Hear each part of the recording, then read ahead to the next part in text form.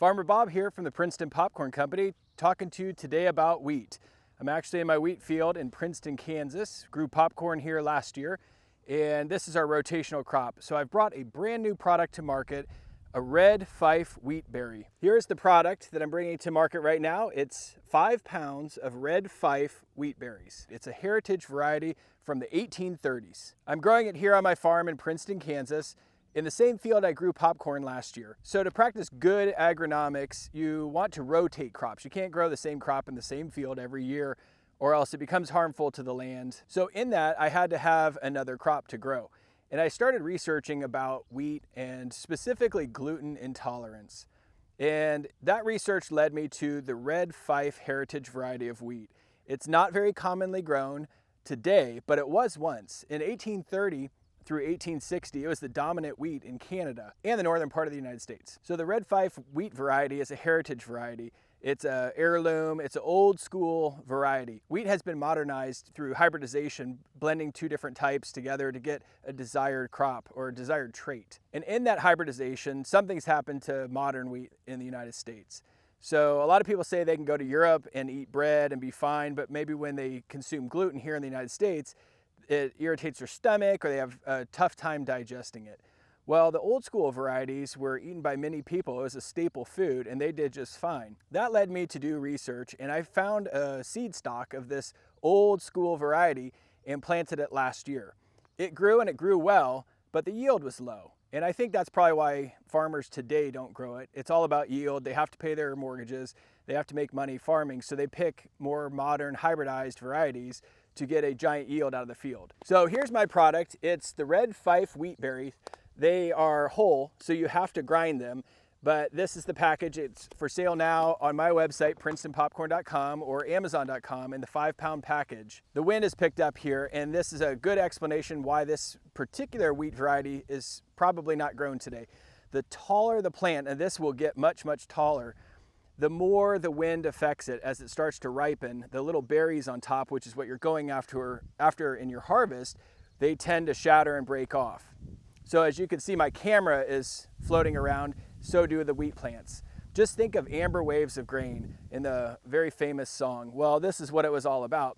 Today's wheat plant is very, very short, 12 inches, maybe 18 inches. This will get 3 or 4 foot tall, but you pay a price for that agronomically. You're gonna lose some of your berries in the field. But for me, that's okay. I really don't care about that. I'm going after quality, not quantity. And I'm bringing this to market for those who are a little sensitive to gluten. Now this still does have gluten in it. There's no getting around that.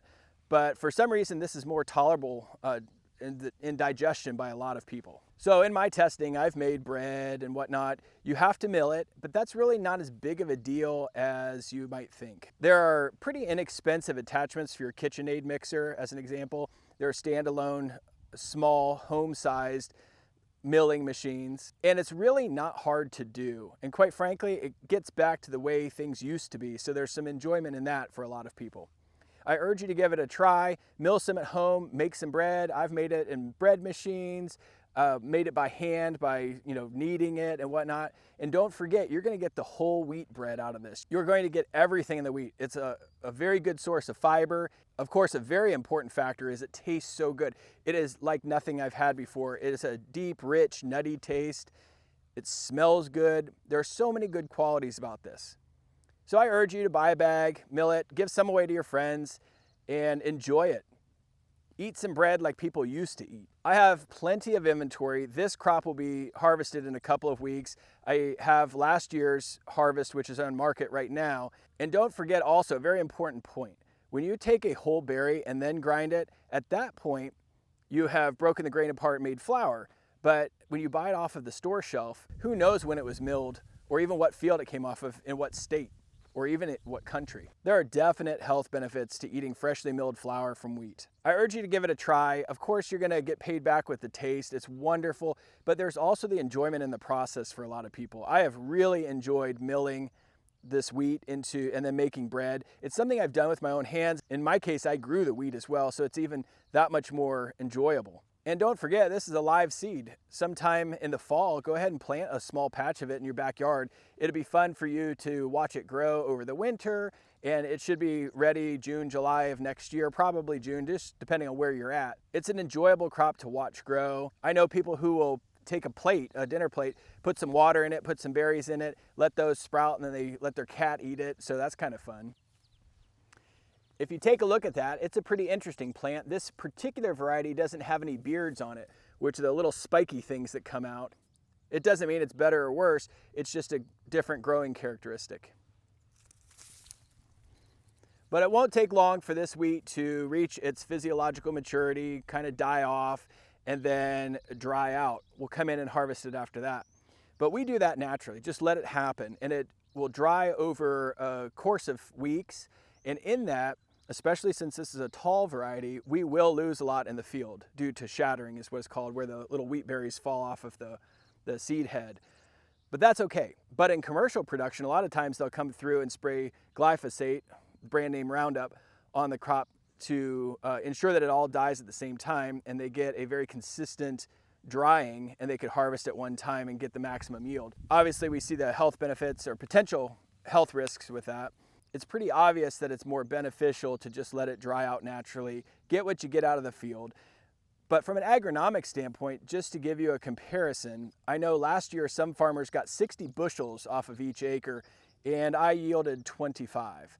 So, we'll see what happens this year, but it is definitely a lower yielding, but there's just no comparison in quality. I'm so proud of the product I make, and I'd really like to share it with you. So purchase a bag today, get into home milling if you're not in it, maybe get a friend involved. It's really fun and rewarding. I guarantee the taste is excellent, and it will be enjoyable for you. So things to remember about Princeton Popcorn Company, even though we're a popcorn company and we'll continue growing that, this rotational crop is good for the land. We're one farmer, one field. I grew the wheat that's inside this bag, so you know exactly who grew it, where it's coming from. It's single source. It just comes off of my farm. I don't have 10 farmers growing and then we blend it all together. So I can ensure the quality. And also, I'll know what's going in the bag. You'll know who put it in the bag. So I thank you for all your support. I really enjoy what I'm doing, growing food for you.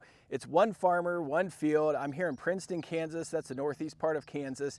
And having the time of my life being a farmer and selling direct to consumer. So thank you very much. Be sure to check out my website, princetonpopcorn.com, or search for Princeton Popcorn on Amazon. It is worth noting that we don't use herbicides on the wheat either. As noted by the edge rows here, chock full of weeds. We just burn it off in the spring, which will kill all the young weeds and weed seeds, and then plant our wheat extra thick, and that basically chokes out all of the weeds.